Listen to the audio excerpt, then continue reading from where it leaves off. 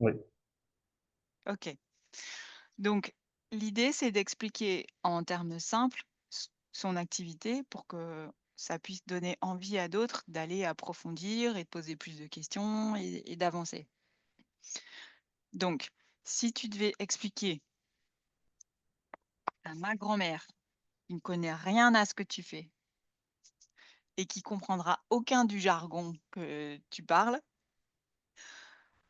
si tu avais un exemple à lui donner d'un vrai succès, d'une transformation, de quelque chose qui, toi, t'a fait chaud au cœur, ça serait quoi? Bah, une personne qui s'est retrouvée dans une situation très compliquée parce qu'il a fait des erreurs dans la vie et il a besoin d'être encadré et accompagné. Donc, il est tombé dans le service informatique parce qu'il avait des compétences en IT et que finalement, pendant ces 2 années-là, il a réussi à retrouver une certaine stabilité qui lui a permis plus tard de faire un DAP en informatique. Donc, il est parti à l'école. Il est parti à l'école et qui fait que après ces 3 ans d'école, il a réussi ses examens et donc il a pu trouver un travail, donc une stabilité financière euh, et que encore aujourd'hui, il s'épanouit dans ce qu'il a fait. Il a même pu évoluer de carrière dans d'autres entreprises. Donc c'est un exemple que j'ai et en plus c'était une personne qui était déjà, on va dire, âgée pour faire un apprentissage. Et donc c'est un des dizaines d'exemples que je peux avoir, en tout cas en tête, c'est celui-là. Donc Mais tu vois déjà quand tu pars d'un exemple que toi tu as en tête et d'un succès, d'abord tu rayonnes, on le voit sur ta figure, on sait que c'est vrai, donc c'est authentique et c'est plus facile pour la personne de te comprendre. Voilà. Maintenant, tu m'as donné un exemple et je comprends qu'on n'ait pas envie du tout que voilà, que ça doit rester anonyme. Pour autant, c'est difficile là de connecter avec ça, de se faire une image. Alors c'est quelqu'un, il avait fait des erreurs, il a aussi oui, mais en fait, quel type d'erreur, de quoi il s'agit, pour l'instant, c'est très flou. Donc plus tu pourras être spécifique et plus ça sera possible qu'on rentre dans ton histoire. oui, Et puis, on essaye d'éviter tous les jargons. Ma grand-mère, elle sait pas ce que c'est qu'un DAP. Ma ouais, grand-mère, elle sait pas toujours ce que c'est que l'IT. ok. Donc tu me reprends ton histoire en mettant de la couleur par des faits et puis tu peux décrire aussi précisément ce que tu as fait. On l'a accompagné, mais ça consiste en quoi? Ok. Donc cette personne, Patrick, il avait eu des faits dans sa vie qui lui ont fait passer à côté de certaines expériences professionnelles. Donc il est tombé dans un accompagnement auprès du Siegel. Et vu ses Donc tu vois, compétences, là, on est déjà dans le générique. Bon, tu m'as dit le nom et je pense que c'est la seule chose qu'on n'a pas besoin de savoir. Par ouais, mais c'est pas contre, son vrai prénom, c'est oh pour bah, ça. très bien, très bien, très bien. Alors ça va. J'avais Mais ça en tête déjà. c'est parfait. Mais me dire, il est tombé dans des expériences professionnelles. En fait, mais quel est-ce que là, tu pourrais être précis? Tu vois? Si c'est quelqu'un qui était, je sais pas moi, c'était un cuisinier et il s'est fâché contre son chef et du coup, il s'est fait virer, dans des circonstances difficiles. Là, c'est plus facile pour moi de me projeter. Ou, c'est un plombier et il est venu, au bureau, il était drogué. Forcément, là, il y a eu un accident et ça a posé des difficultés, tu vois? Si on arrive à être spécifique, on peut se faire une image mentale de ce que tu racontes, c'est beaucoup plus facile. Ouais. Après, c'est souvent des cas tendus Et il voulait toujours quand même garder ce ton positif et constructif et pas tomber sur la problématique que la personne a pu avoir. C'est pour ça que j'ai du mal à contextualiser la situation. Oui, je peux dire assez dur parce qu'il faut pas rentrer dans le sujet qui est délicat. Et, Ton histoire, c'est une histoire de transformation et tu vois, moi, j'ai la même chose quand je coach des gens. Je vais avoir, des gens qui sont dans une situation un peu compliquée et après, ça là, franchement, c'est difficile, donc on les a aidés et ils arrivent à une situation où là, ils sont contents d'être arrivés. Donc on n'est pas obligé de noircir le tableau, mais si moi je dis, voilà, c'est quelqu'un qui a été, tout juste promu et elle ose même pas parler en réunion parce que, elle se sent, complètement dépassée par, cette nouvelle position et bah, elle a honte de ce qui se passe, elle a honte de pas parler. Effectivement, c'est une situation qui est pas positive pour cette personne-là et c'est justement pour ça qu'on l'a accompagnée, on a travaillé ensemble, on a travaillé sur sa confiance en soi et là, maintenant, elle est contente d'être, la bonne personne à la bonne place et de défendre, les causes de son équipe quand elle en a besoin. Tu vois? En fait, oui, ça veut pas dire que cette personne-là, elle a tous les défauts du monde. C'est une situation qui est temporaire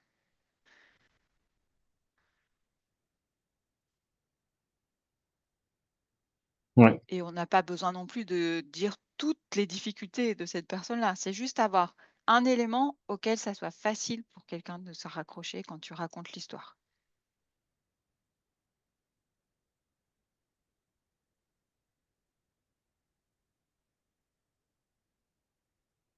Oui, après ça peut être même du faux, comme tu disais tout à l'heure. Donc et Patrick, il a eu un épisode dans son emploi intérieur qui a fait que il a perdu son emploi et que voilà. Ok.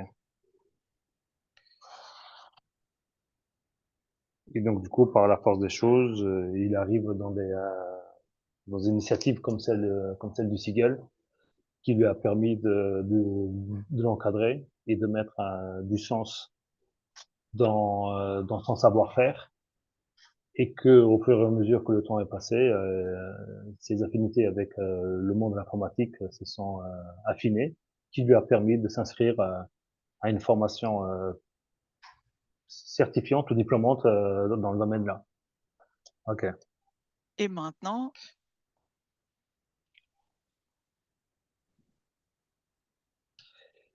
Et, euh, et, euh, et suite à la fin de cette formation diplômante, il a pu trouver un travail fixe dans une entreprise et que même avec le temps, il a pu évoluer et même changer d'entreprise pour des situations de plus en plus confortables avec plus de challenges. Et là, on pourrait même associer la confiance en soi. Ok. exactement. Ouais, en fait, c'est essayer de peindre un tableau de façon un peu plus claire, quoi. Oui. Oui, bah storytelling, oui. Ok. C'est un peu comme un voyage. Tu le point de départ, la route et puis la destination. Et plus ton point de départ et ta destination sont clairs, plus c'est facile d'imaginer ce que ça peut être. Maintenant, ce qui serait bien, c'est que tu détailles. Tu dis, il est arrivé au Seagull et il a eu un accompagnement. Ça consiste en quoi cet accompagnement? L'accompagnement, tout d'abord, c'est par rapport c'est avec les encadrants qui permettent de cadrer les différentes missions déjà en interne, de, de commencer à rédiger des rapports qui vont permettre aussi de factualiser différentes étapes. Donc c'est un document qui va être professionnel, qui met en valeur le rédacteur, la personne en soi, et qui permet que ça devienne aussi donc une sorte de futur support pour un futur collègue. Donc ouais, mais ça sonne froid. Moi, ce que j'essaie de dire, c'est que la personne, ah oui, en fait, la personne, elle contribue à l'évolution du service même, parce que ce que la personne va pouvoir réaliser et factualiser, donc rédiger une sorte de documentation, procédure ou autre, permet que ce soit utile pour un futur collègue. Donc, vous les aidez, à avoir un projet professionnel et à le défendre, c'est ça? Oui, c'est ça. Et les services sont là pour les encadrer. Donc, il y a la partie où tu as les missions, tu as les tâches déjà du service. Donc, il faut les réaliser, il faut les former pour réaliser ces tâches au quotidien. Et après, le projet professionnel peut être lié direct au service, tout comme je t'ai dit. Donc, ça peut être aussi un projet d'un domaine complètement différent. Mais en tout cas, Alors, dans je suis l'exemple. perdue. Ok. Donc, il y a quoi comme activité? Quels sont les piliers? Il y en a un qui est formation, il y en a un qui est précision du projet professionnel, Ça, c'est et il y en a l'accompagnement, oui. alors Parce que, en fait, dis-moi, il y quelles a sont l'accompagnement, les étapes ou les services que vous accompagn- apportez? accompagnement et Mmh. encadrement. D'accord. La formation est bien dans les deux. Parce que on peut avoir un salarié qui est dans un service, il faut l'adapter déjà au poste.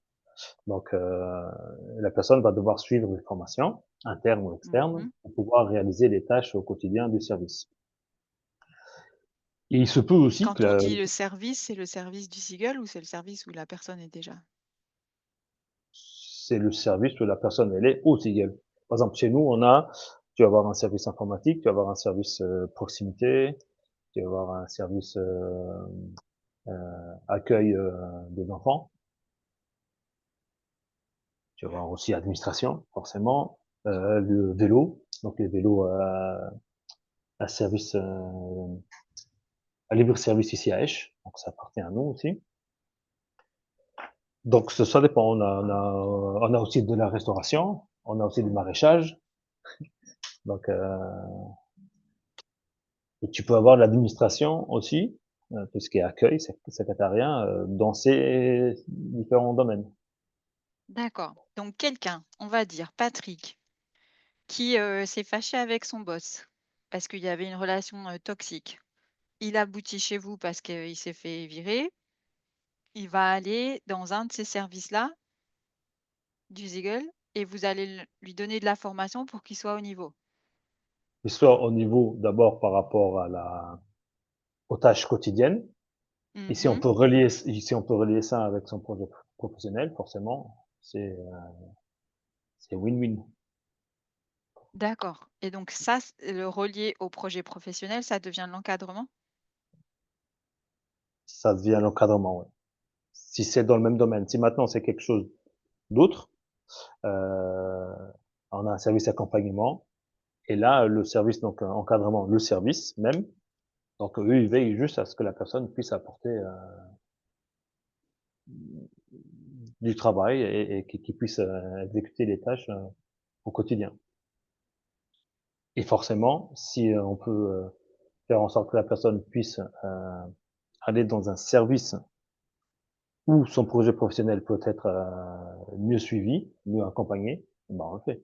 Et ça arrive. La personne, ils aient des nouveaux projets. Donc, le but, c'est vraiment de les aider au maximum.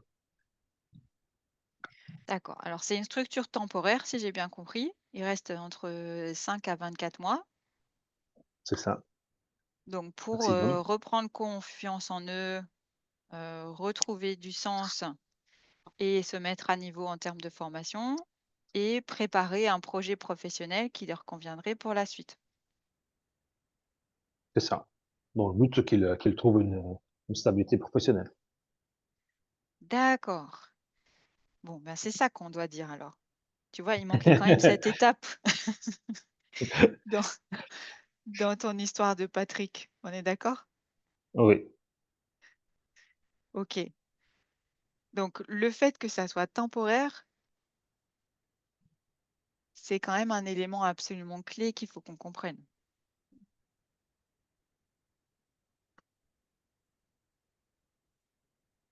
Heu, oui, oui, on l'avait dit en plus tout à l'heure, c'est une situation temporaire, ouais. Alors si on reprend l'histoire de Patrick, là où d'où il part, ce qui lui arrive au Siegel et là où il va ensuite. Tu recommences? Oui, je suis en train Vas-y, vas-y. d'essayer de ouais, parce qu'en plus, là, j'ai un message sur mon ordinateur comme quoi il va s'éteindre.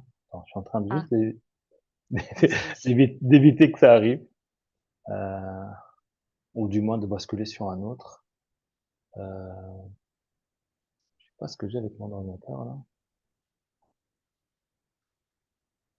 Heu, je suis en train de basculer sur un autre. Donc ça Oui. s'arrête. Donc normalement, il va y avoir un deuxième. OK. OK, attends. Qu'est-ce qu'il y a? Qu'est-ce que j'ai ici?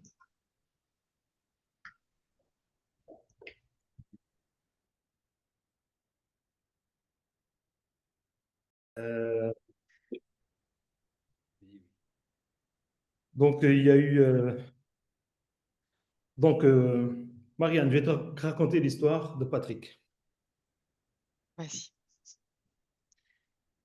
Patrick, suite à des conflits avec son ancien employeur, il a perdu son emploi. Et suite à cela, son chemin est passé par le Siegel. Et le Siegel a pu le proposer une situation temporaire en allant jusqu'à 24 mois d'accompagnement et d'encadrement sur un projet qui le tenait à cœur. Donc tout le monde peut apporter une pierre à son édifice. Et Patrick, il s'avérait qu'il avait des compétences en informatique. Ce qui fait qu'il a atterri dans le service de nouvelles technologies du Sigalèche. Il a pu mettre à profit ses compétences, ses savoirs, et surtout d'enrichir son vocabulaire de ce domaine qui était quand même un peu une sorte de petit plaisir personnel, l'informatique, mais qu'il était loin d'avoir un jargon propre pour le monde du travail. Et pendant cette situation temporaire de Siegel qui permet à l'aider à réaliser son projet professionnel, il y a eu une sorte de transformation. Donc la personne, ce jeune Patrick, a pu rédiger des documentations. Ces documentations qui ont été rédigées par lui en collaboration avec ses encadrants ont permis d'aider d'autres collègues pour suivre certaines des tâches, que ce soit l'installation d'un ordinateur, que ce soit la résolution d'un problème technique. Certains collègues dans le futur, ils s'appuient sur sa documentation, quitte même à ce qu'un futur salarié puisse enrichir la documentation de Patrick. Et ce qui était quand même assez agréable, c'est que Patrick, tellement il avait évolué dans ce domaine de l'informatique, qui lui plaisait de plus en plus, ça lui a permis de faire un apprentissage. Donc repartir à l'école, tout en gardant son travail chez nous. Et là, encore une deuxième étape, une deuxième belle histoire, c'est inscrit avec nous, où il est parti 3 ans à l'école. Donc il faisait 3 jours à l'école, 2 jours, non, 3 jours au travail, 2 jours à l'école. Ce qui lui a permis aussi, 3 ans après, d'avoir un diplôme, d'avoir un vrai document qui lui permet de le stabiliser, qui pourrait sûrement l'aider à trouver une situation professionnelle stable. Et ça s'est avéré. À la fin de ces 3 ans d'apprentissage, Patrick, il a fait comme beaucoup de personnes, c'est parti pour des entretiens. On a dû travailler là-dessus aussi, parce qu'une chose, c'est être compétent dans un domaine, mais une autre chose, c'est savoir se vendre, euh, sortir les points positifs et connaître aussi ses points négatifs. Il a trouvé un emploi où il est resté 2 à 3 ans. Il a pu évoluer, ce qui lui a même permis, 3 ans après, de changer encore d'employeur, qui lui ont proposé des missions qui étaient plus en adéquation par rapport à ses compétences. Et donc, Patrick, de temps en temps, il passe chez nous pour nous faire un coucou, donc c'est toujours agréable en tant que son ancien encadrant, de savoir que la personne, bah, déjà de le voir réussir, et puis, c'est quand même de façon un peu égocentrique se dire, ah, voilà, donc, ce que j'ai fait, ça a du sens, même si on part sur le principe que ça a du sens ce qu'on fait. Mais quand quelqu'un vient nous voir, il nous dit encore de temps en temps, bah, en tout cas, encore une fois, merci de toutes ces discussions, ces accompagnements. Forcément, euh, souvent, on les remet en question. Mais les personnes, ils se disent, OK, bah, ça m'a apporté quand même du positif, tous ces points qu'on a pu discuter qui n'étaient pas forcément agréables, mais c'est comme ça. Et voilà, donc Patrick, il se porte très bien. Et comme Patrick, j'en ai encore d'autres histoires que je pourrais raconter, où il y a un gain de confiance en soi énorme. Et après, la personne, elle peut non seulement continuer à vivre avec une certaine dignité, mais aussi dans sa vie au quotidien, en famille ou en couple. Forcément, ça a des conséquences, tout ça. Et c'est des conséquences souvent très positives et bienveillantes. Très bien. Bon, bah, je vois que tu y arrives à faire du storytelling qui marche. Là, oui, avec des petits tips. Euh, oui, ouais. Mais il faudrait que je refasse encore l'exercice plus tard avec notre personne et que que ce soit fluide, quoi. Et Alors, qu'est-ce qui est important de mettre dans cette histoire? bah, ce qui est important, c'est quand même, bah, en tout cas, ce que je pense, c'est de personnaliser le récit avec un prénom. Forcément, on sait très bien qu'un prénom, les gens se sentent tout de suite attachés à quelqu'un, même si on ne le connaît pas, et même si c'est un Mhm. faux prénom. Et évitons évitons d'appuyer sur les aspects négatifs, mais le fait d'expliquer que la personne arrive sur une initiative sociale comme le Siegel, ce n'est pas pour rien. Donc forcément, il y a un épisode négatif. Et cet épisode négatif, il faut le pas le simplifier, mais il faut beaucoup le nuancer. Donc c'est vrai que l'exemple que tu avais donné, le fait qu'il y a eu un conflit avec son supérieur qui a fait qu'il a perdu son emploi, on dit long sans trop en dire. Mais on sait que la personne, elle a perdu son emploi, donc forcément, elle s'est retrouvée dans une situation bancale. Et Mhm. c'est suite à cette situation bancale que des initiatives sociales existent, comme le Siegel, et que la personne, elle a pu trouver une, une stabilité temporaire. Et après, tout se joue pendant ces laps de temps de 24 mois qui sont trop courts pour tout le monde. Mais oui, comme j'ai dit, donc c'est important que les personnes comprennent que c'est une situation juste passagère. Et que le but ici, c'est qu'on fasse la transition, donc qu'on fasse le pont vers une stabilité, de préférence, une stabilité professionnelle plus tard. Donc, mais Alors j'avais ça, compris. c'est pile ce qu'il faut dire, tu vois. Qu'est-ce que vous faites au Stigle? On fait le pont Hmm. entre des gens qui sont qui ont eu un épisode difficile pour avoir une transition vers une situation sociale, professionnelle stable. Finalement, c'est ça l'essence de ce que tu fais.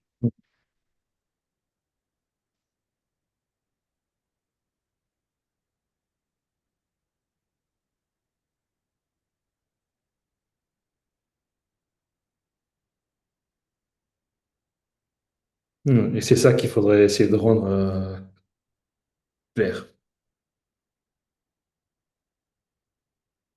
Clair pour que tout le monde puisse comprendre de façon assez vite, en fait. C'est ça.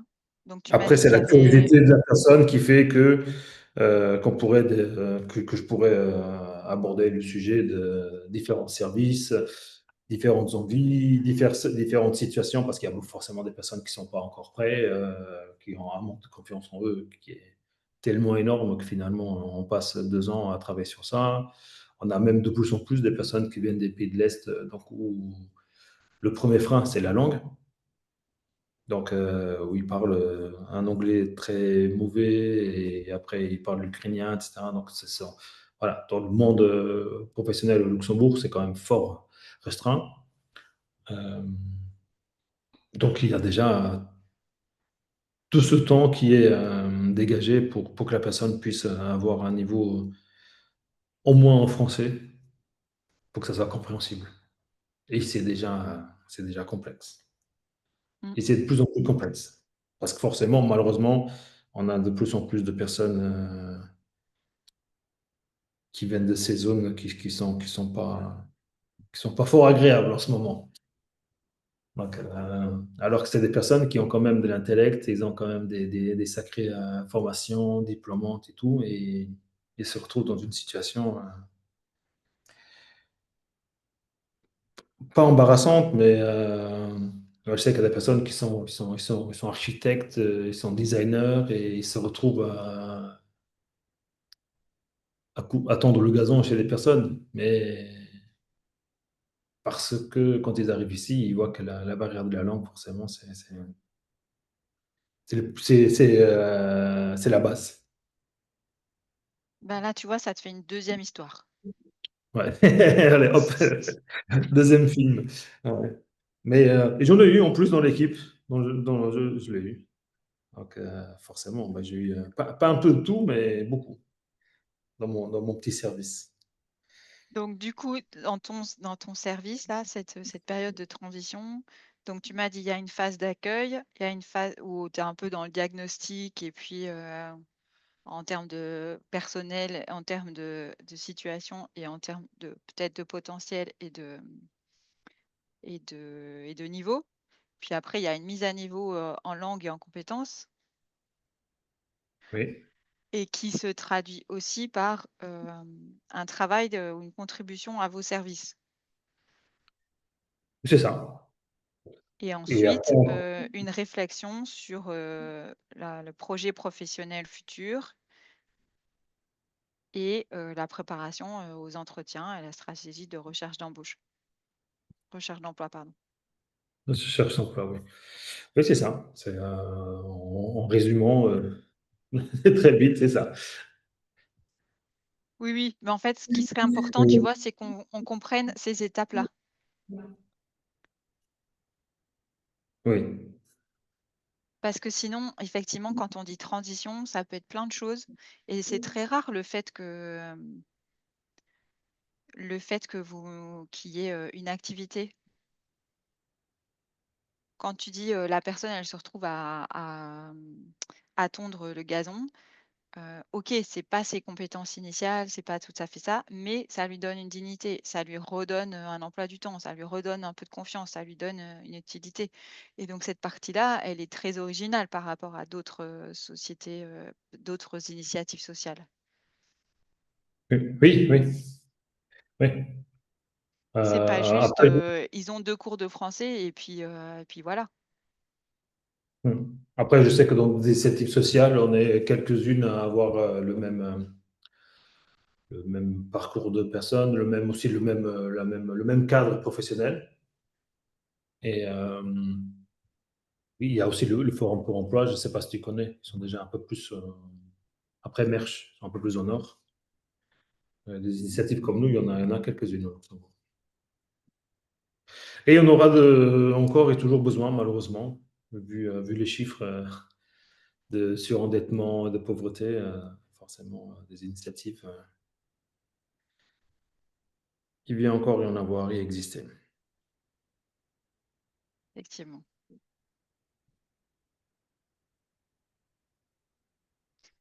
OK, donc ça, c'est pour le storytelling et maintenant, quand on parle de visibilité, toi, quels seraient tes objectifs, d'ici fin mars en termes de visibilité? C'est bien d'avoir une histoire, mais, quel est le but d'avoir, ces histoires? Où est-ce que toi, tu veux aller? Bah, déjà, ça va dépendre forcément d'une stratégie de la direction, ça va de soi. Mais Mmh.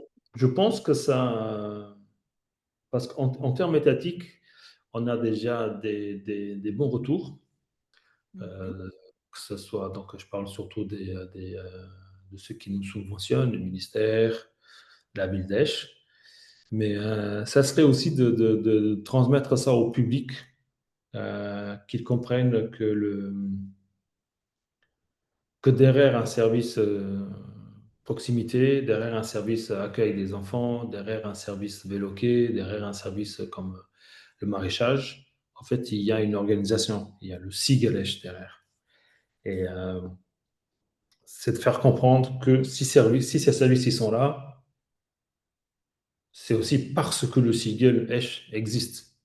Parce que les services à part entière, ils n'existeraient pas sans la philosophie du SIGALESH, sans le ministère derrière, etc. Et tout. Et c'est ce que j'essaye de faire aussi dans toutes les différentes communications, c'est de mettre un peu l'église au centre du village. C'est de dire, voilà, donc il y a des services très compétents qui font de belles choses, font des chantiers assez volumineux, parce qu'il y a le Sigalèche.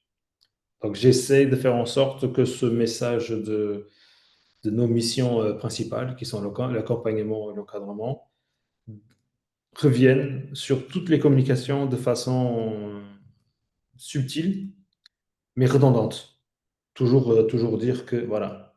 Par exemple, là, encore hier ou avant-hier, j'ai posté des photos sur les réseaux sociaux parce que je mets le contexte. Il y a le marché de Noël qui va commencer bientôt, ce vendredi, le marché de Noël à Esch. Et la ville d'Esch demande au SIGEL, donc au service technique, de faire l'installation de la grosse porte d'entrée. Donc, tu as une entrée principale du marché de Noël. C'est une entrée qui a été réalisée qui a été réalisée par le Sigalèche en plus, à la demande de la ville d'Esch.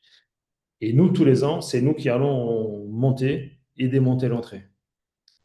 Donc, encore une fois, donc on va essayer de faire un petit reportage photo. On fait des photos de l'installation. Et je mets en valeur le, le fait que la ville d'Esch nous fait encore cette année confiance pour l'installation de la mythique ou magnifique entrée du marché de Noël et que cela est faisable avec les services techniques et leurs salariés en insertion.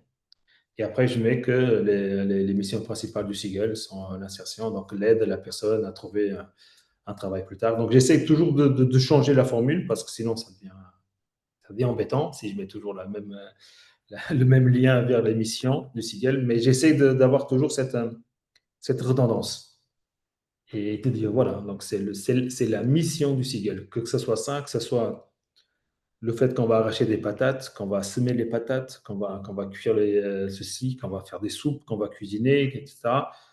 Quoi qu'on fasse, c'est toujours avec les personnes qui sont en insertion professionnelle. Et du Et coup, une fois que le public a compris ce message, qu'est-ce que tu attends d'eux?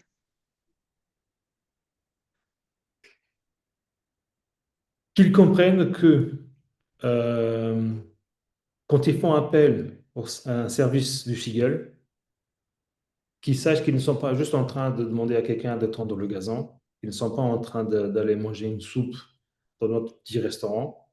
C'est qu'en fait, derrière ça, il y a toute une philosophie. Déjà, ils permettent à ce qu'une personne ait un emploi, qu'il soit en insertion, qu'il soit en formation, que les erreurs, ça arrive à tout le monde, encore plus dans une situation d'adaptation, de formation, et que la personne elle-même, elle se dise qu'elle soit. En fait, que moi, ce que j'aimerais, ça tient qu'à moi, c'est que les clients deviennent des ambassadeurs, en fait. Qu'un client, il se dise, eh oui, moi, je vais manger là-bas, de temps en temps, mais quand je vais là-bas, je sais que je suis en train d'aider quelqu'un qui est dans une mesure d'insertion, il a besoin d'être formé, etc. Et tout, que la personne elle se dise, voilà, moi j'y vais pour ça. Et finalement, que nous, à la limite, qu'on n'a même plus besoin de, d'avoir des stratégies de marketing ou de communication parce que le public lui-même, le client même devient ambassadeur de ces valeurs et de ces missions qui sont à mon avis, nobles, qui sont positifs. Mais c'est ça que j'aimerais bien.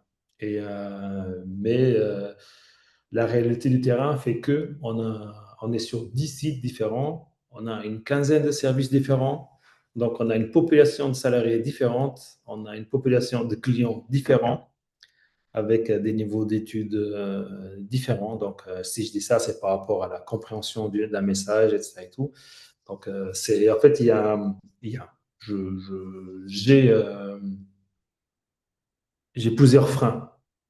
Et en plus, même si maintenant je vais pouvoir éduquer de façon marketing, communication des salariés d'un service, eh ben, le but chez nous, c'est que les personnes elles repartent trouver un autre bout de travail. Donc, il y aura une nouvelle personne. Donc, ça sera une nouvelle formation et forcément, on n'a pas tous euh, les mêmes urgences. Parce que pour moi, c'est d'avoir cette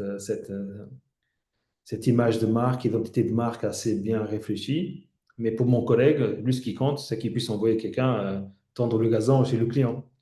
Et il n'a peut-être pas nuance, ni le temps, ni le savoir, même des fois, de se dire, ah oui, c'est important que la personne, quand il va chez un client, ils se disent qu'il est un salarié d'insertion, qu'il appartient au Seagull et pas au service X ou Y. Donc, oui, en tout cas, pour répondre à la question, qu'est-ce que j'aimerais fin mars? C'est qu'il y ait cette compréhension de qui est le Seagull pour tout le monde. D'accord. Et concrètement, comment tu le verras qu'il y a cette compréhension? Ça se traduira par quoi? Par une connaissance, en fait, par le fait que les gens connaissent le Seagull.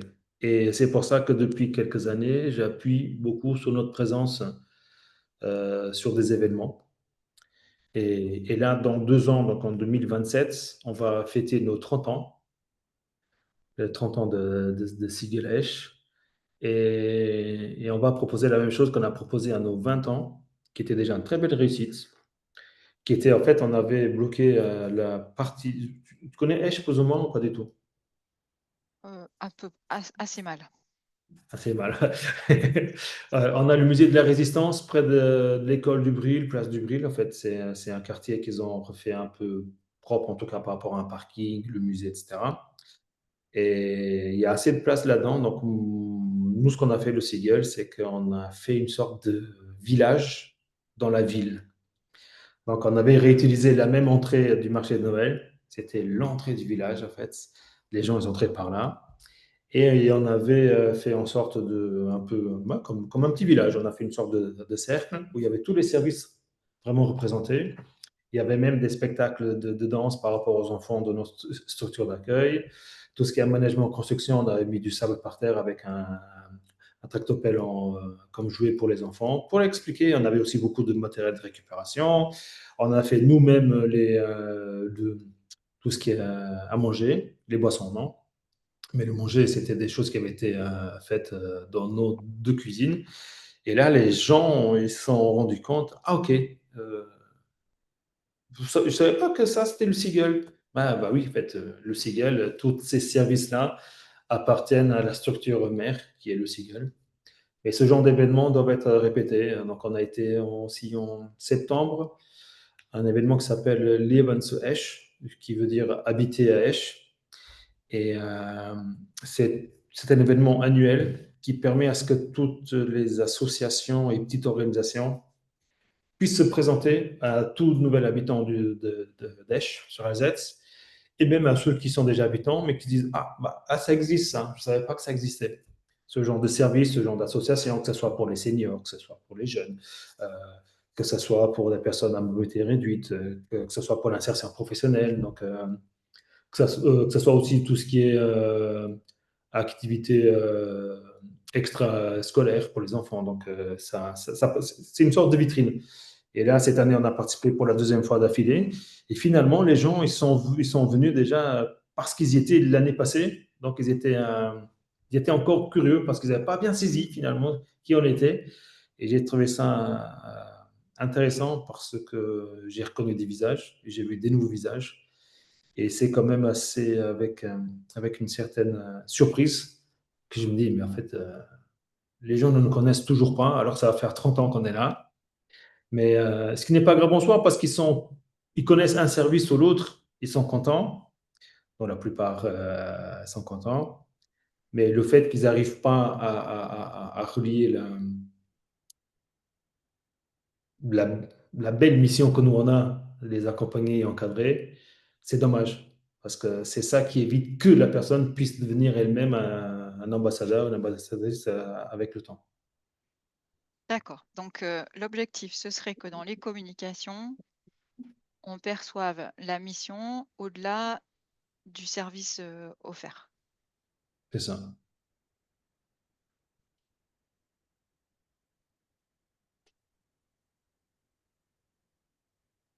C'est bien dit ça.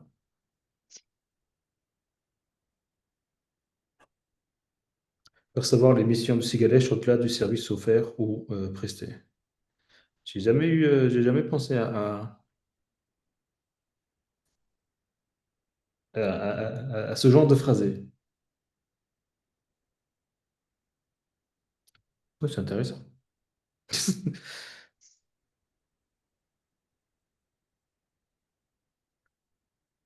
Qui Et nous donc permettrait de concrètement mettre encore en valeur, mettre en évidence nos valeurs oui, qui sont reliées à nos missions, etc. Donc après, oui, ok.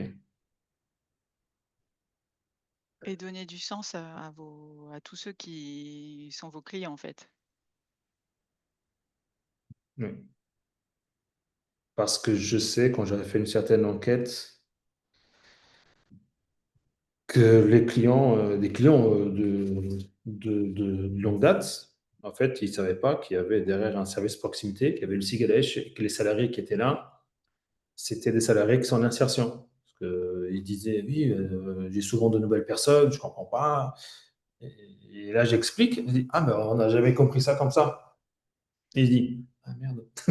Mais c'est pour ça que je t'ai dit tout à l'heure, je comprends aussi le manque de temps dans les services dans le terrain, parce que pour moi, en tant que service informatique, une nouvelle technologie, un peu de marketing, communication, euh, je n'ai pas affaire à des clients tous les jours. Je n'ai pas affaire avec des plannings à l'heure précise. Donc, Jean-Michel, il va chez un client de 9h à 10h, 10h30, 11h30, il va dans un deuxième client. Donc, je dois me mettre aussi à la place du terrain. Et le terrain, ils ont des difficultés que moi, je n'ai pas. Et ce monde de marketing communication, Oui, c'est beau, mais ça c'est veut beaucoup de dire que théorie. ce message-là, il a besoin d'être, en amont. C'est-à-dire que sur le site web, ça doit être une évidence, à partir Mm. au 1er contact que les gens ont avec le Zeagle, ça devrait être dedans. Ouais. Mais il n'y en Et a pas. ça, c'est ton travail, si je puis dire. Ouais. Ouais, Évidemment que dépendamment. les gens sur le terrain, ils pourraient, laisser un flyer, ils pourraient laisser, une petite brochure, qui montrerait qu'il y a plein d'autres, activités.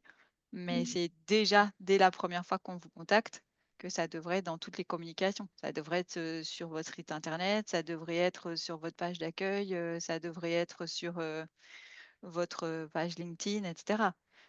Quand, c'est un événement, Ça allait, mais je pense que la majorité de notre public, il est, il n'est pas encore très numérique en fait.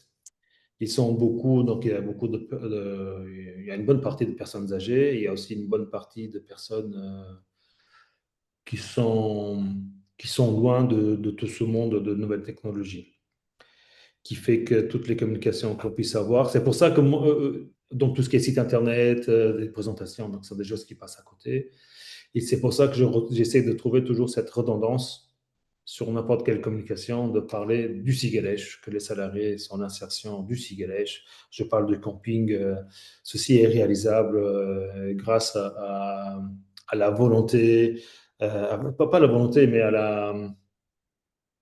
l'envie de réussir de nos salariés en insertion du Sigelèche. Donc, j'essaie toujours de mettre ce contexte-là. Et je vois déjà en termes de partage et de réaction, c'est de mieux en mieux, mais de façon hyper lente. Donc, je suis conscient de ça. Et c'est pour ça que j'aurais aimé, par exemple, taper fort dans les 25 ans de Sigalèche, mais le conseil d'administration n'a pas validé ça. Donc, ils se sont dit, on peut fêter les 20 ans et les 30 ans, pas les 25. Euh, Ce qui est dommage. Parce que je pense on doit marquer le coup avec des événements. C'est la seule chose. Parce que, et par exemple, même le responsable de ces événements d'Esch, il était assez surpris quand il a parlé avec moi l'année passée. Euh, il m'a dit, ouais, tu pourras ramener des flyers, des affiches. Mais j'ai dit, mais non, il n'y aura pas de flyers, il n'y aura pas de stylo, il n'y aura rien. Il dit, vous allez faire quoi? Bah, je vais discuter avec les gens. Je vais les interpeller, je vais faire une sorte de quiz de pour vous, le Seagull, c'est quoi? Est-ce que, en allant, par exemple, moi j'avais posé des questions, bah, pour vous, combien de tonnes de patates vous pensez que le Seagull a accueilli en 2023? Et en fait, ce genre de verbatim, donc d'approche verbale et humaine, a fait que les personnes, finalement, ils sont venus. Ils étaient même intrigués parce que je posais des questions assez banales. Et c'est via la réponse qui m'a permis d'échanger avec eux. Et donc, c'était un échange très humain. Parce que finalement, je voyais les autres stands, les gens, ils prenaient les flyers, hop, ils s'en allaient, ils prenaient un stylo, hop, ils s'en allaient. Et je me dis, mais finalement, ça ne sert à rien de faire ça. Le but, c'est que les gens comprennent. Et il y a beaucoup de gens qui nous ont dit, mais OK, j'ai entendu ce que tu m'as dit, mais j'ai rien compris. Et là, hop, je reformule et je réexplique avec d'autres mots ce qui est le Seagull, qu'est-ce qu'on fait, etc. Et tout. Et je vois qu'il n'y a que ça qui fonctionne le mieux. Alors, je comprends et je valide avec toi le fait que s'il y a un dialogue, évidemment, il y a plus d'engagement et ça marche mieux. Mais je crois que c'est quand même un petit peu dommage de se priver des réseaux sociaux ou de la communication un peu plus, on va dire, formelle, parce qu'en fait, tu pourrais très bien utiliser ces mêmes choses. Les quiz, tu les fais en face à face, mais tu pourrais très bien avoir un quiz sur LinkedIn et toucher une autre population. Par exemple, des gens qui sont pas des personnes âgées, mais qui sont les enfants de ces personnes âgées et qui cherchent à avoir un peu d'aide. Mm. Et ces gens-là, quitte à avoir quelqu'un qui vient aider mamie à tondre la pelouse, et ben pourquoi pas les eagles plutôt que n'importe qui d'autre. Et ces gens-là, bah, ils vont être sur LinkedIn. Ouais, c'est vrai que cette Et, histoire d'apporter une autre forme aux échanges humains via des quiz, ça peut être. et c'est Tout à fait. réutiliser tes mêmes contenus dont tu vois qui marchent et qui sont pertinents et qui sont bien adaptés à la fois au message que tu veux faire passer et à la cible, mais les mettre aussi sous forme digitale en plus, parce que foncièrement, ça ne demande pas beaucoup plus de travail. Et tu sais que ça marche. Ouais, oui, parce que du coup, tout le travail est déjà fait. C'est ça, il est déjà fait, tu peux le réutiliser pour le prochain événement. Et finalement, je vais te montrer ça aussi, là, ce que je voulais partager avec tout le monde. C'est que quand on a de la quand on veut travailler sur la visibilité, en fait, on est obligé de prendre tout un écosystème. C'est-à-dire que tu vas avoir des. Tu dois être capable de savoir auprès de qui je veux communiquer, mais après de pouvoir les cartographier, donc faire des petits segments, on va dire, des cadrans, et après définir tes priorités. Je te donne un exemple. Tu peux communiquer auprès des différents ministères, tu peux donc des institutions, tu peux communiquer auprès des banques qui vous sponsorent pour un événement ou un autre. Tu peux communiquer auprès de plusieurs entreprises pour qu'elles t'offrent des stages de façon à ce que ça puisse être des voies d'accès pour la réinsertion professionnelle. Tu peux communiquer auprès de groupes, que ça soit des clubs de sport, que ça soit des chorales, que ça soit des anciens, des anciens avocats, d'anciens architectes, où tu peux communiquer auprès de gens dont c'est le métier. Donc des journalistes, des gens qui travaillent à la radio, des gens qui viennent faire des reportages. Et toutes ces personnes, en fait, elles vont t'apporter une autre sorte de visibilité qui va être en complément de ce que tu fais. Et quand tu dis, «Je vais faire un événement», ben, c'est top de faire un événement, mais finalement, peut-être que l'événement que tu as fait pour, l'Event to Esch, il pourrait se faire, dans une école, il pourrait se faire, à Pâques, il pourrait se faire au marché de Noël et que finalement, ben, c'est un peu le même contenu, c'est assez facile à répliquer et ça te fait, ben, 4 événements sur l'année au lieu d'1. Ouais. Mais pour ça, tu as besoin que tu sois, influent auprès des personnes qui organisent ces événements, donc certains institutionnels. Tu as besoin qu'il y ait des gens qui, fassent de la pub, autour de ça et qui en invitent d'autres. Donc est-ce que c'est des gens dont c'est le métier, style, tu passes, à la radio et t'expliques les deux trois événements auxquels tu vas participer? Ou est-ce que, c'est auprès de clubs de sport, parce que, ben, ça va être la fête du club de sport et donc finalement, eux, ils ont, tout un réseau de personnes auprès de qui ils communiquent et le si tu fais, l'événement, tu participes à la fête du club de sport et ben, tu vas avoir tout de suite une audience de tous les gens qui font partie de ce club et pourquoi pas? Donc c'est voir finalement à chaque fois auprès de qui tu dois gagner en visibilité et les cartographier. C'est-à-dire, quel est leur intérêt à communiquer ou à t'aider à gagner en visibilité et quelle est leur influence? Par exemple, le ministère, à Esch, bon, il a sûrement plus d'influence en termes de crédibilité. Maintenant, son intérêt, oui, il est intéressé à ce que, ça marche dans ses projets de CSR, il est sûrement aligné avec ce que vous faites. Donc c'est important de l'avoir comme garant de crédibilité, mais c'est pas lui qui va faire un podcast, pour pouvoir, diffuser, tout ce qui se passe sur le prochain événement, quoi. Oui. À l'inverse, tu peux avoir, les organisateurs, du marché de Noël, eux, ben, ils auront peut-être plus, d'influence parce qu'ils ont l'habitude, d'avoir, tout un fichier d'adresses, tout un fi tout, des visiteurs récurrents auprès de qui ils vont communiquer et que ça soit le Siegel ou que ça soit une autre association, pour eux, ça a peut-être pas non plus, beaucoup d'intérêt. Par contre, en termes d'influence, ils peuvent en avoir plus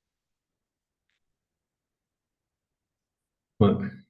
et à l'inverse, si tu vas sur, je sais pas, Radio Ara, eux, ils vont chercher à avoir du contenu qui va être, démarquant, qui va faire du sens avec leur audience, donc ils vont avoir un vrai intérêt et leur influence, elle sera peut-être plutôt ponctuelle. Parce qu'ils vont faire un podcast et ils vont pas le répéter, tous les mois, mais ils vont avoir déjà un public. Mmh. Donc c'est voir finalement où est-ce que tu classes les différentes personnes auprès de qui tu vas avoir de l'influence et puis après, établir des priorités. Fondamentalement, les gens qui sont dans le carré, le plus d'influence et le plus d'intérêt, ben, c'est auprès d'eux que je vais essayer d'avoir le plus de visibilité. Ouais, forcément. Voilà, forcément. Donc en termes de priorité, ben, quelles sont les 3 institutions auprès d ou les 3 personnes ou les 3 clubs ou les 3 influenceurs auprès de qui, je veux avoir de la visibilité parce que mon message va être, déployé et eux vont être finalement mes meilleurs ambassadeurs pour la suite.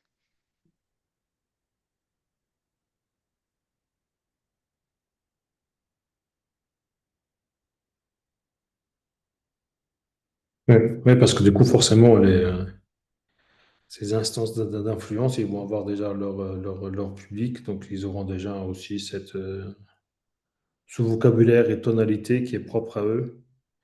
Et ça me permettrait de multiplier multiplier le fait de toucher différentes personnes avec le même message finalement. Oui,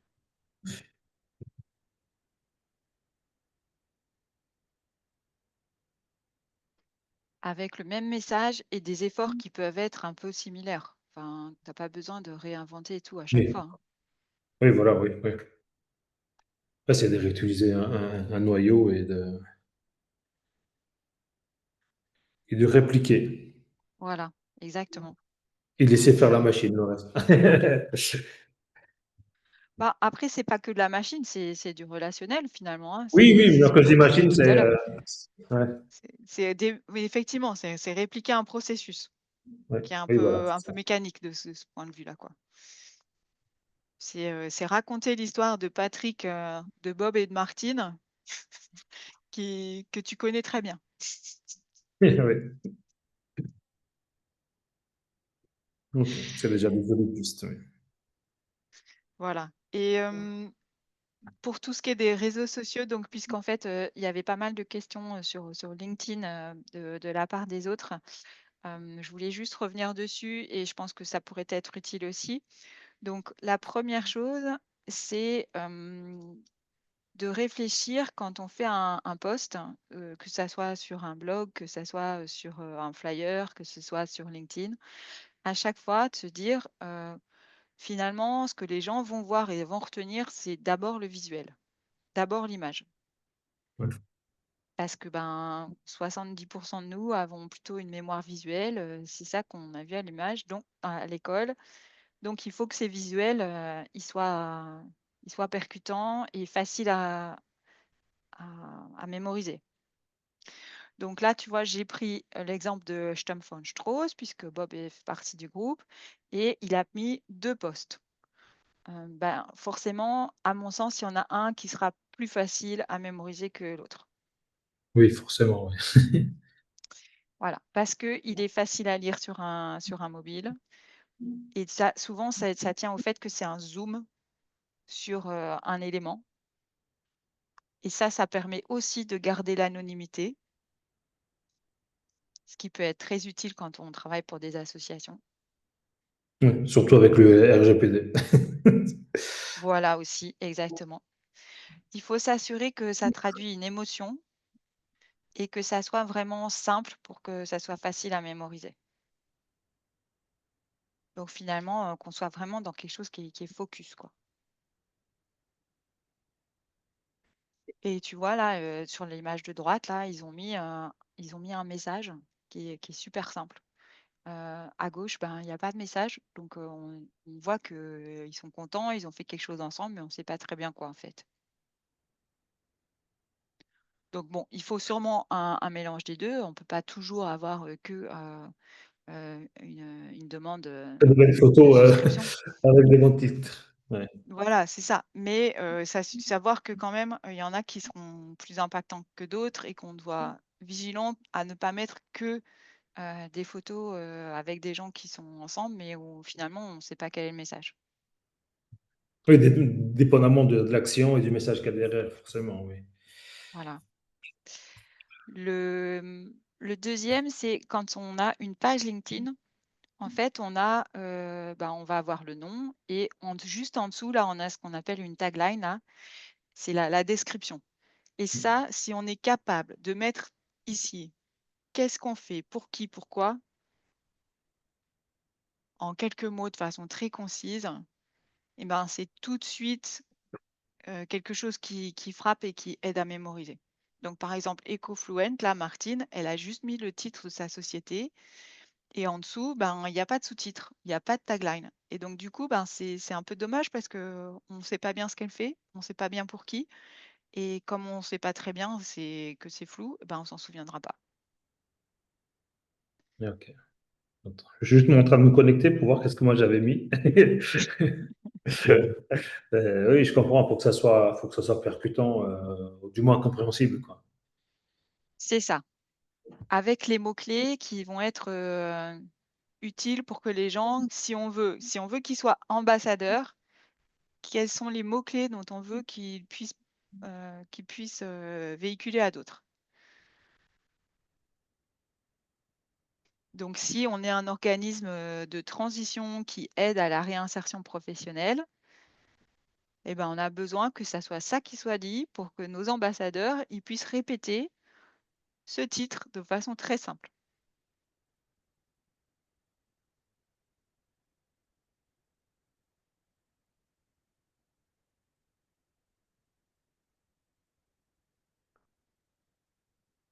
D'accord? Oui, oui. Je suis en Alors train de voir un après, peu ce que les autres ils ont et tout, donc oui, bah, tu verras, il y en a, on trouve souvent de très bons exemples aussi. Donc, quand on regarde sur la page, ça, c'est la page institutionnelle. Et tu vois, il y a plusieurs onglets. Il y a Home, About, Post, Jobs et People. Et si on va dans About, en fait, il faut s'assurer que on va avoir déjà quelque chose qui soit percutant et qui soit cohérent avec notre public cible. Donc, si je choisis là, par exemple, Sturm von Strauss, ils ont mis la tagline en anglais. We support the social and professional integration of disadvantaged people in Luxembourg. Mais après, dans le overview, là, bah, tout est en français. ah OK, Donc, donc du coup, c'est pas cohérent. bah, voilà, ça manque un petit peu de cohérence. Alors, on peut mettre les deux, hein. On peut mettre du français et de l'anglais. Mais en tout état de cause, il faudrait choisir qui est notre public cible et quelle langue il parle en premier. C'est celle-là qu'on met en premier. Puis après, on peut en mettre une deuxième, une troisième. Sachant qu'on a 5000 caractères. Donc là, franchement, on a vachement de place. On a largement de quoi pouvoir en présenter et ce serait dommage de garder juste 2 caractères, deux paragraphes. Donc on peut être détaillé, on peut être précis, c'est un bel endroit pour faire du storytelling, mais il faut que ça soit un storytelling dans la langue de notre public cible et qui parle à notre public cible. Et puis, si on a un appel à l'action, donc là, par exemple, Bob avait mis quelque chose de très bien. Il a mis à la fin, non, pardon, je vais revenir là-dessus. Il a mis à la fin, je vais y arriver. Alors, ici, il a mis pour plus d'informations et pour en savoir plus sur notre mission, allez voir notre site web ou notre page Facebook. En fait, là, le problème, c'est quand on dit allez voir notre site web et qu'il n'y a pas le lien vers le site web, ça demande un effort supplémentaire aux personnes pour y aller et on perd les gens parce que moi, je ne vais pas aller chercher, taper finalement quel est le site web pour avoir plus d'infos. Donc, il faut déjà mettre directement les liens dans le post pour que les gens ils aient juste à faire clic et ils y ont. Et 2, il faut le mettre aussi, si possible le plus tôt possible. Donc là, tu vois, quand il y a Overview sur l'image de gauche, là, on voit le premier paragraphe. Et si on veut voir la suite, il faut cliquer sur See More. Et quand on clique sur See More, on a ce qu'il y a sur l'image de droite. Donc le lien pour aller sur le site web, en fait, il faut y aller déjà en 2 clics. Donc c'est un peu dommage. Il faut faire en sorte que l'appel à l'action, il soit mais vraiment dans le premier paragraphe pour que les gens ils y soient direct en un clic. Et si on veut que les gens y voient notre site web, et ben c'est à mettre vraiment dès le début. Si on veut que les gens y participent à notre prochaine campagne de dons, c'est à mettre ici. Si les gens ils veulent qu'on aille, on assiste au prochain événement, et ben c'est ça qu'on doit mettre d'abord. Pour être sûr que on facilite l'accès aux gens. Sachant que ce overview là, on peut le changer aussi fréquemment qu'on veut. Donc on peut toujours mettre voilà notre actualité, là où ce qui est important en ce moment. Et puis en dessous, on peut détailler notre mission, pourquoi on le fait, pour qui, ou faire du storytelling si c'est là qu'on veut le mettre.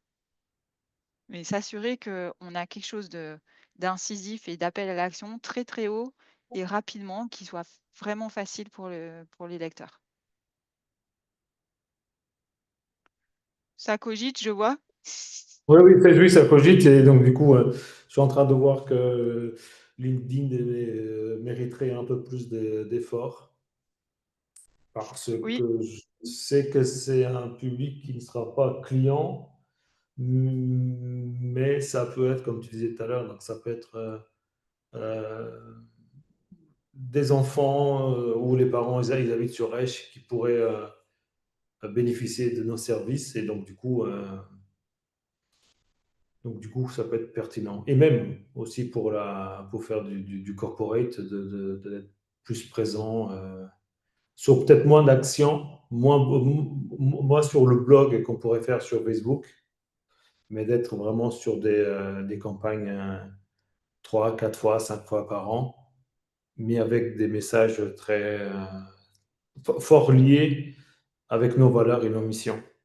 tout Donc à faire fait. moins, Et ça, mais d'en faire moins. ça Mm. permet de gagner en crédibilité, hein. Parce que quelqu'un qui vous connaît pas tout de suite, il va forcément aller sur les réseaux sociaux. Donc oui, il ira sur Facebook, mais il y a beaucoup, beaucoup de gens aussi qui vont sur LinkedIn. Et alors, une petite astuce aussi, c'est que sur LinkedIn, on peut avoir donc une page professionnelle, qui soit celle de l'association, mais on a aussi un profil personnel. Quand on publie quelque chose sur LinkedIn, LinkedIn ne distribue pas à tout le monde. Il va publier auprès de 10% de l'audience d'abord, et il voit comment les gens réagissent. Donc si les gens scannent et ils passent à autre chose, il dit bon ben franchement là c'est pas la peine que Ah, ok. j'inonde le reste de l'audience. S'il y a des gens qui font un like, un commentaire, qui partagent, ils disent ah ben ça c'est top, donc je vais continuer à le partager plus encore. Ce qui veut dire que quand on publie, la première chose à faire, c'est pas de je publie et après je ferme LinkedIn, je passe à autre chose. C'est le moment d'interagir avec d'autres pour qu'ils voient notre dernière interaction. Oui. Oui, par rapport à leur algorithme, quoi. Ouais. Exactement, pour aider l'algorithme à montrer qu'il y a des choses qui arrivent.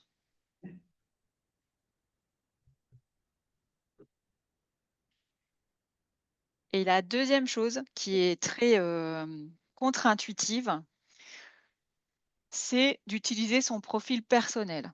Donc j'explique pourquoi.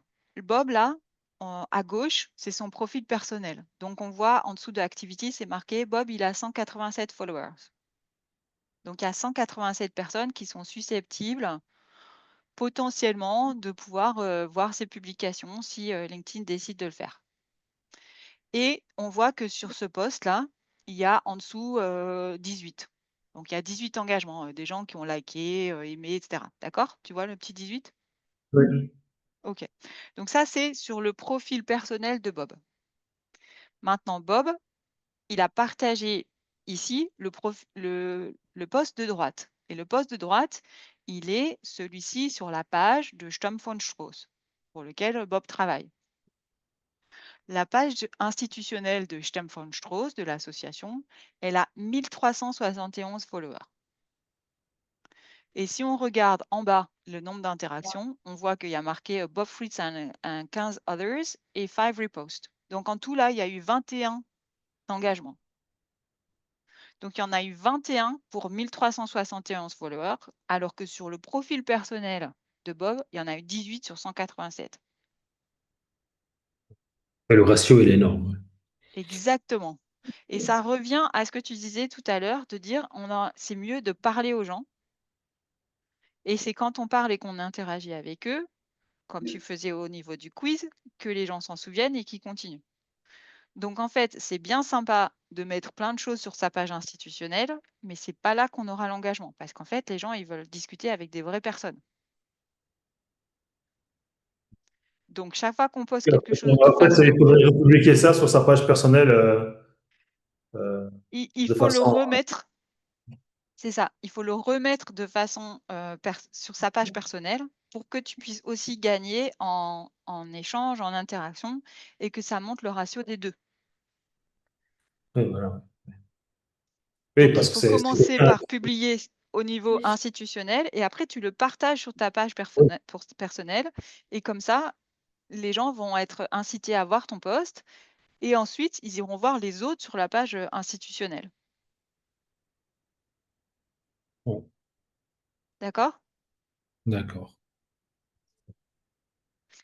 Maintenant, quand quand on sait que ben, c'est seulement auprès de 10% de l'audience et en plus de l'audience de ton profil personnel, ça veut dire que très concrètement, la première chose à faire, c'est que tu augmentes ton nombre de connexions et de followers. C'est assez basique, mais en plus, ça a beaucoup plus de crédibilité. C'est-à-dire quelqu'un qui me connaît pas, s'il voit que j'ai 5000 followers, et ben, il se dit: «Cette personne-là, c'est une personne de référence». S'il voit que j'en ai 50, il se dit: «Oui, peut-être pas». Ouais, Donc très concrètement, LinkedIn, au-delà de 500 personnes, il met juste 500 connexions et il met pas le nombre. Donc tu peux en avoir 501 comme tu peux en avoir 5000. Les personnes qui se connecteront avec toi, elles le savent pas. Mais au-delà de 500, tu es clairement plus crédible. Donc là, vraiment, le premier objectif sur LinkedIn, c'est d'augmenter les connexions et les followers pour qu'on arrive au minimum à 501 de façon à ce qu'on passe dans la tranche personne crédible. ok. Et ça, c'est facile parce que si tu vas sur ta page d'accueil, LinkedIn te propose plein de gens avec qui tu peux connecter. Tu as juste à appuyer et connecte, connecte, connecte, connecte, connecte, connecte, connecte. C'est vraiment pas compliqué. La deuxième chose, c'est que une fois que tu as repéré qui sont tes personnes clés là et qui vont être donc dans le cadran en haut, le plus d'influence et le plus d'intérêt, hein, celle-là, là, dans ce cadran-là.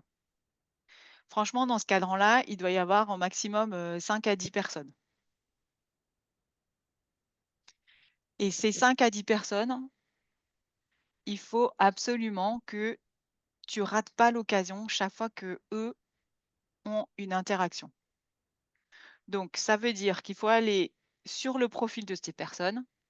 Et quand tu vas sur le profil de ces personnes, tu verras, il y a une petite cloche en haut à droite.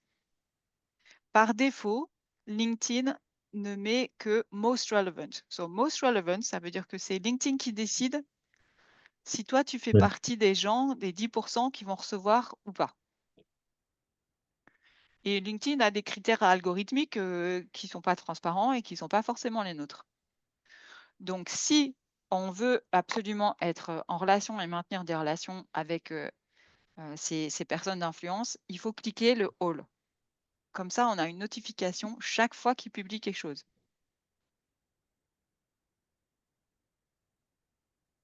Et donc, quand ils publient quelque chose, et c'est pas forcément très fréquent, quand ils publient quelque chose, c'est le moment de commenter leur post. C'est-à-dire, on va sous leur post, déjà, on reçoit la notification, on va sur leur post et on met un petit commentaire.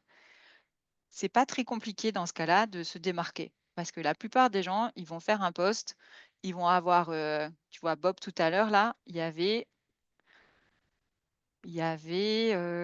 en termes d'interaction, là, il y avait 18 likes. Mais il y avait 0 commentaire. Alors que pourtant, Bob, il est relativement actif. Eh ben, la première personne qui va écrire un commentaire, forcément, eh ben, Bob, il va la remarquer. Et même si on est dans les 5 et 10 premières personnes, eh ben, Bob, il dira: «Ah bah oui, cette personne-là, elle s'intéresse à moi. Elle s'intéresse à ce que j'ai publié».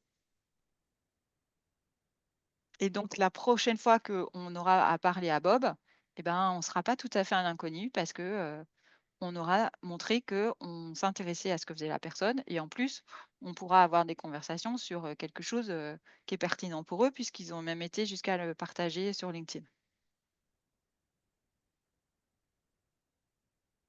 D'accord, Jao, ou je t'ai perdu? Non, non, non, non, non, non, non. Voilà. Euh, Et la toute dernière chose, c'est que quand nous, on fait des posts, en particulier quand, là, par exemple, Bob a mis hier, il y a 3 collaborateurs de l'entreprise qui ont prêté main forte au restaurant social. En fait, on peut aussi rajouter, donc ça, c'est un commentaire de Bob, pardon, un post de Bob. Il peut mettre en commentaire de son propre post, en commentaire, merci beaucoup à collaborateur numéro 1, 2, 3, et donc il met les noms des personnes. Parce que dans ce cas-là, ces personnes, elles vont recevoir une notification en disant: «Hey, il y a un post sur vous, allez voir». Et bien forcément, elles vont voir. Il suffit que ces personnes-là, elles mettent un petit like ou qu'elles disent: «Ah bah oui, c'était génial». À ce moment-là, le post, il sera diffusé auprès du réseau de ces personnes-là. Donc on va gagner, si là on a 3 personnes et que ces 3 personnes commentent, et ben en fait on va multiplier par 3 notre influence. OK. Rien qu'en ayant dit, «Merci, Juliette, Patrick et Bob».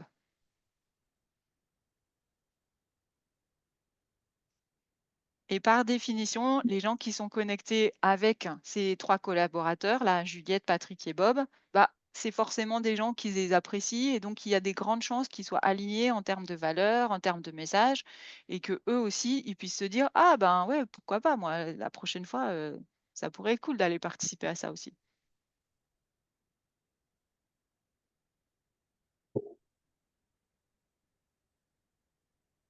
Ouais, ouais, ça mérite beaucoup plus d'efforts de notre côté.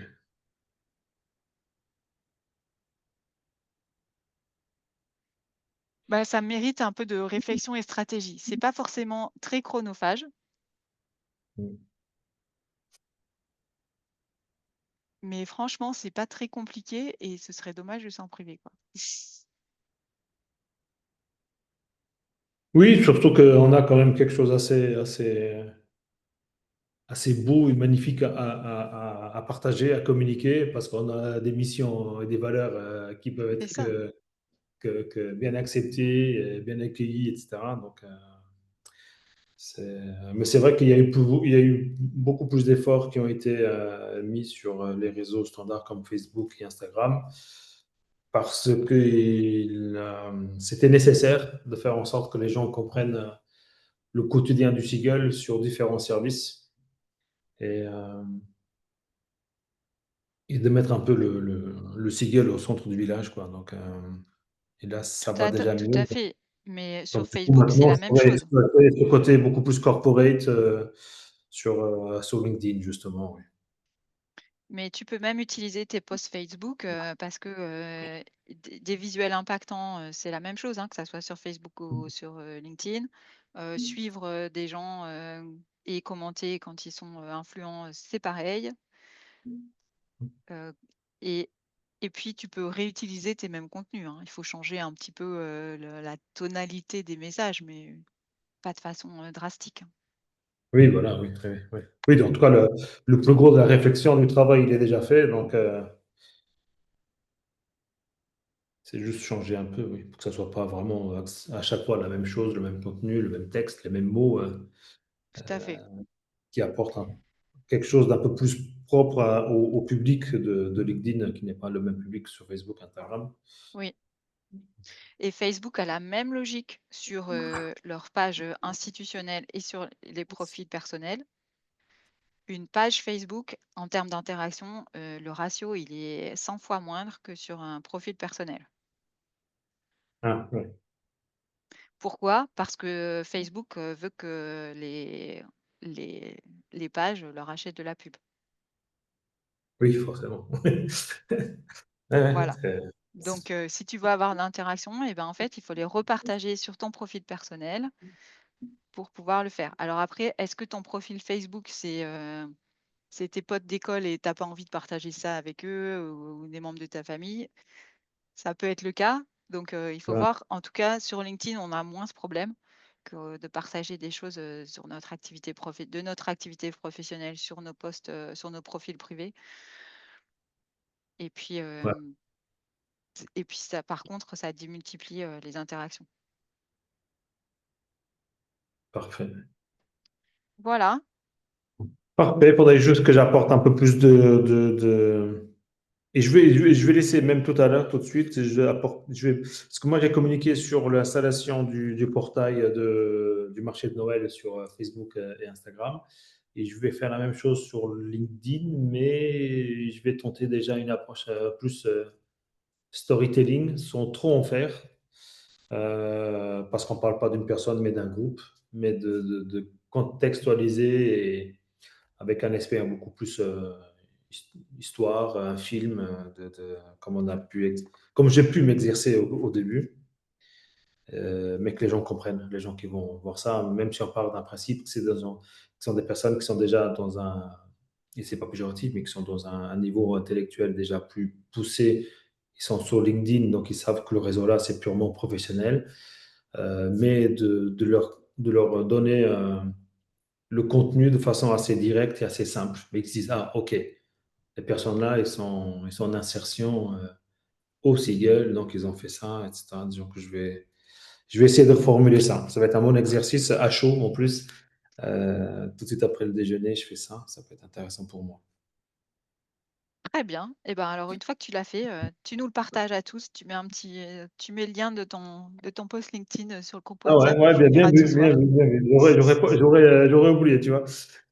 En tout cas, merci beaucoup du temps pris pour pouvoir échanger et échanger des tips d'expertise et de ça et tout. Donc, je suis toujours prenant. Parce que des fois, on se contente de ce qu'on sait, de ce qu'on fait, etc. Et le fait de voir la même chose sur un angle complètement différent, ça nous permet d'essayer et de comprendre certaines choses complètement différemment. Donc, c'est hyper intéressant. Encore une fois, merci Très beaucoup bien, du temps avec approprié grand pour nous. plaisir.